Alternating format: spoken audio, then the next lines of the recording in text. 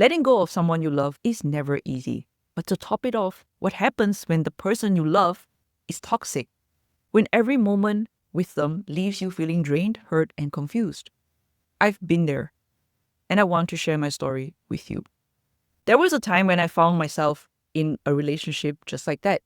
At first, it felt like everything I ever wanted.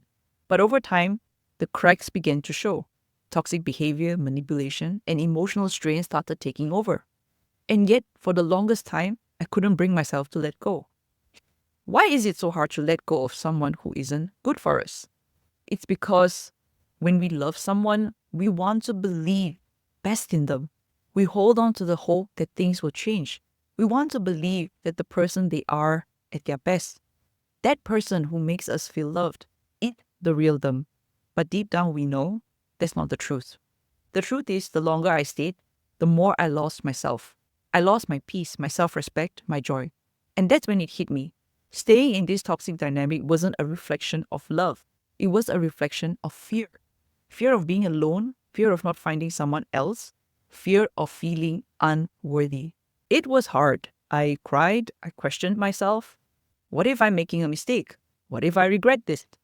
But slowly I realized that I had to love myself enough to let go. I had to choose myself. How could I truly love myself if I stayed in a relationship that didn't honor me?